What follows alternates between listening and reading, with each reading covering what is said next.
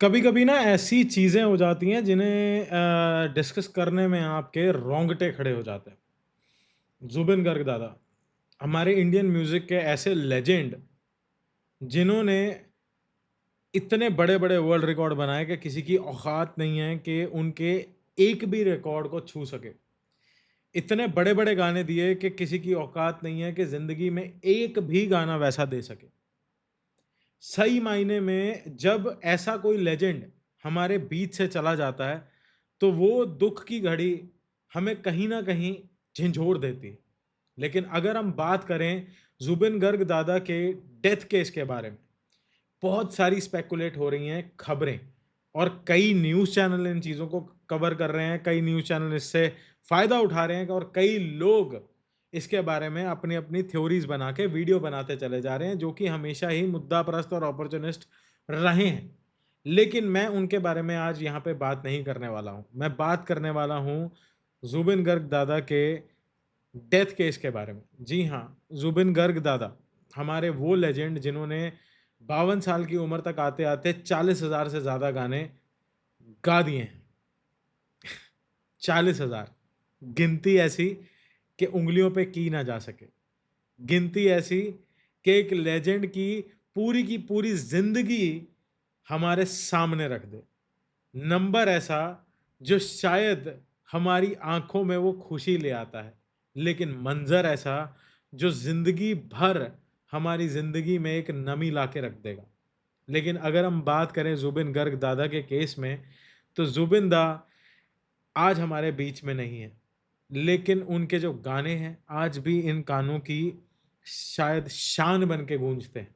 लेकिन अगर मैं बात करूँ, दादा ने एक बात बोली थी कि जिस दिन मैं जाऊँगा तो 7 दिन तक आसाम बंद रहेगा। वो बात हम कभी नहीं चाहते थे पूरी हो, लेकिन वो बात पूरी कर गए वो 52 साल की उम्र में। सिंगापुर गए थे एक नॉर्थ ईस्ट इंडिया के ब्रांड एम्बेसडर के तौर पे एक कल्चरल इवेंट के अवसर पे।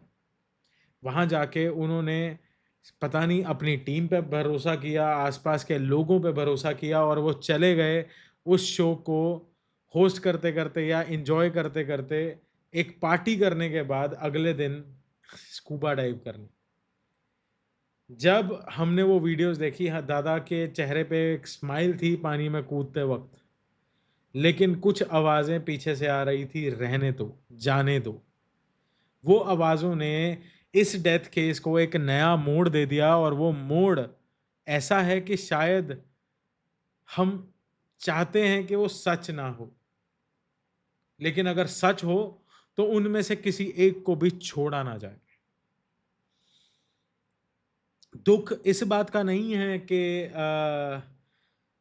ये खबर लोगों तक पहुँची, दुःख इस बात का है कि लोगों तक ये खबर किसी भी हाल में पूरी नहीं पहुँच पा रही।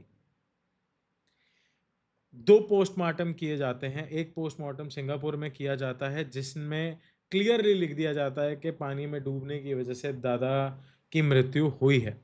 लेकिन इंडिया आने के बाद जब आसाम में उनका पोस्टमार्टम दोबारा किया जाता है और उसकी रिपोर्ट कैरी फॉरवर्ड करने के लिए, उसकी क्लीयरेंस के लिए दिल्ली फोरेंसिक्स में उस रिपोर्ट को रीकैलकुलेट किया जाता है, तब कहा जाता है कि मृत्यु के कारण कुछ भी हो सकते हैं। और हैरानी की बात ये थी कि अभी तक दोनों में से एक भी रिपोर्ट जनता के सामने पब्लिक नहीं की गई। नहीं तो इतने हाई प्रोफाइल केसेस में लोगों के सामने पोस्टमार्टम रिपोर्ट्स को रख दिया जाता है या प्रेज़ेंट कर दिया जाता है। लेकिन अगर हम आसाम के जो सीएम हैं हेमंत बिस्व शर्मा, उनकी बात मानें, तो उनका कहना है कि पूरी तरह से इसकी जाँच की जाएगी एंड पूरी तरह से ये जाँच सिंगापुर तक जाने में सक्षम है। लेकिन जो सीएम साहब हैं, उनका कहना है कि वो हमारी ज्यूरिसडिक्शन से बाहर है, तो इसलिए वहाँ पे हम कुछ नहीं कर सकते। लेकिन सिंगापुर पुलिस इसकी पूर्ण तरीके से जाँच करने में सक्षम है। बट अब वो कितने सक्षम है, ये तो हम नहीं जानते क्योंकि हमें अपने देश के बारे में ज़्यादा पता है, हम किसी और देश की गारंटी क्या लेके चलें। लेकिन कहीं न कहीं मेरा मानना ये है कि हम जो परिवार हैं ज़ुबिन दा का, इतना हक तो रखते हैं कि सच्चाई जान सकें कि उस पोस्टमार्टम रिपोर्ट में क्या था। 5 गिरफ्तारियां की जाती हैं, जिनमें से एक गिरफ्तारी ऐसी है जो उनकी टीम के पार्ट थे, दूसरी ऐसी है जो उनको मैनेज करते थे, तीसरी ऐसी है जो उनके साथ परफॉर्म करते थे, और चौथी ऐसी है जो शायद विश्वास का पलड़ा उल्टा कर दे। चचेरे भाई संदीपन गर्ग की गिरफ्तारी मुझे समझ में नहीं आता। अगर ये एक बात मेरा मानने को विश्वास नहीं हो रहा कि कोई भाई ऐसा करेगा, और अगर ऐसा हुआ है तो किस पे विश्वास किया जा सके। मुझे ये समझ में नहीं आता कि इसके आगे शब्द जोड़ें और बोलें कैसे।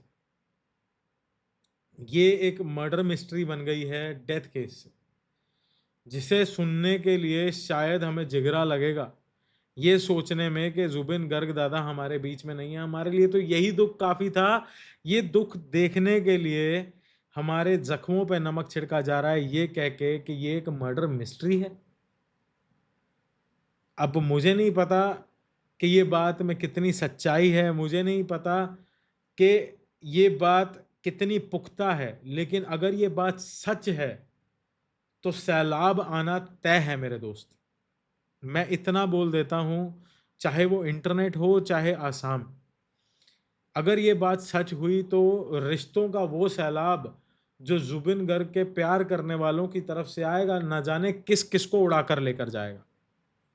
मैं सिर्फ इस बात पे हैरान हूं कि अभी तक पब्लिक करने में सरकार को क्या दिक्कत है। अगर पोस्टमार्टम रिपोर्ट जो सच है बता दिया जाए, कोई न्यूज़ चैनल उसे स्पेकुलेट नहीं कर पाएगा। अगर पब्लिकली ये रिपोर्ट रख दी जाती है, कोई न्यूज़ चैनल इसे बढ़ा चढ़ा के नहीं बता पाएगा।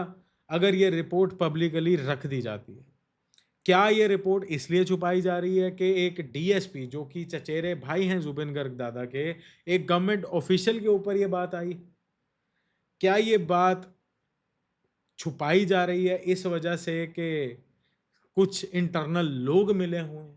बहुत सारी स्पेकुलेशंस, बहुत सारी खबरें अलग अलग न्यूज़ चैनल्स या मीडिया चैनल्स के ऊपर आपको देखने को मिल जाएंगी, पर मुझे अभी तक ये समझ में नहीं आ रहा कि जुबिन गर्ग दादा के बारे में अच्छी बातें करने वाले लोग कम क्यों हैं, रादर देन इस चीज़ का फ़ायदा उठाने वाले लोगों से।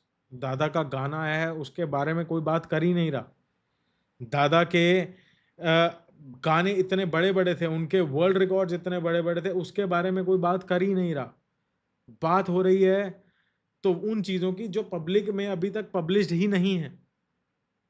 इस बात को तूल दे के रखा जा रहा है, और कहीं न कहीं मैं एक बात मानता हूँ कि अगर रिपोर्ट बन रही है या सर्च चल रही है या इन्वेस्टिगेशन चालू है तो तूल दिया जाएगा, तो शायद सच्चाई सामने भी आ जाए। बट कहीं ऐसा ना हो कि जस्टिस फॉर जुबिन गर्ग एक सिर्फ हैशटैग बन के रह जाए। सरकार को थोड़ा और अच्छे तरीके से इस रिपोर्ट के ऊपर काम करने की ज़रूरत है या दरकार है। आपको क्या लगता है इसके बारे में? क्या आपके विचार हैं? मुझे ज़रूर बताना। बट कहीं न कहीं मुझे ऐसा लगता है कि जुबिन गर्ग दादा हमारे बीच, हमारे दिलों में हमेशा ज़िंदा रहेंगे। उनके गानों के ज़रिए, उनके शब्दों के ज़रिए, उनके बोल के ज़रिए, उनकी दी गई एक-एक इंटरव्यू के ज़रिए। उनको प्यार करने वाले लोग आज भी उनकी वीडियोज़ उसी चाव से देखते हैं, या दुःख में भी देखते हैं तो उनका मन इसी तरह से होता है कि हम जुबिन गर्ग दादा का गाना सुन रहे हैं। मेरी शायद 2-2 3-3 साल पुरानी बड़ी वीडियोज़ लोग उनके ऊपर कमेंट कर रहे हैं, दादा की बनी हुई वीडियोज़ उनके ऊपर लोग कमेंट कर रहे हैं, नीचे लिख रहे हैं बड़े-बड़े मैसेजेस के thank you for supporting Zubeen Garg दादा, और कुछ लोग ऐसे भी हैं जो कह रहे हैं कि शायद मैं फ़ायदा ले रहा हूँ। बेटा, फ़ायदा लेना उसको कहते हैं कि हम हर रोज़ इसके ऊपर कंटेंट बनाते हैं। मैंने मुश्किल से 2 वीडियोज़ बनाई होंगी पिछले 10 दिनों में दादा के ऊपर, जस्ट बिकॉज़ कि मुझे ऑडियंस ने बोला कि इसके ऊपर बात की जानी चाहिए। मुझे आप कमेंट सेक्शन में सिर्फ़ इतना लिख के बताओ कि इस मुद्दे को मैं तब तक हाइलाइट करूँ जब तक इसका रिज़ल्ट नहीं आता, या फिर कोई इम्पोर्टेंट बात हो इस मुद्दे से रिलेटेड तभी वीडियो बनाया करूँ। ये मैं आपके ऊपर छोड़ता हूँ। बाकी लाइक, शेयर और सब्सक्राइब के लिए मैं हर वीडियो में बोलता हूँ, लेकिन इस वीडियो में मेरे बोलने की फिर से हिम्मत नहीं है। मैं ज़ुबिन गर्ग दादा की वीडियो को ना तो मोनेटाइज़ करता हूँ और ना ही ज़ुबिन गर्ग दादा की वीडियो से सब्सक्राइबर्स एक्सपेक्ट करता हूँ। मैं सिर्फ़ और सिर्फ़ इतना चाहता हूँ कि हमें जस्टिस मिले as Zubin Garg fans, justice मिले ज़ुबिन गर्ग दादा को। अगर ये बातें सच हैं तो उन्हें कड़ी से कड़ी सज़ा दी जाए और अगर ये बातें सच नहीं हैं तो इस मुद्दे को यहीं ख़त्म करो एंड दादा को सिर्फ़ उनके अच्छे कामों के लिए याद किया जाए। बस, अगर मैंने कुछ बड़ा या छोटा बोल दिया हो उसके लिए हाथ जोड़ के माफ़ी है, पर आप लोग दादा को प्यार करते रहो, इतना काफ़ी है। मैं मिलता हूँ आपसे अगली वीडियो में। जय हिंद एंड हाँ, मेरे को बता देना कि वीडियोज़ लाता रहूँ इस टॉपिक पे या कुछ इम्पोर्टेंट हो तब बता देना, मैं तब ले आऊँगा वीडियो, क्योंकि आपके कमेंट्स मैं हमेशा पढ़ता हूँ। जय हिंद।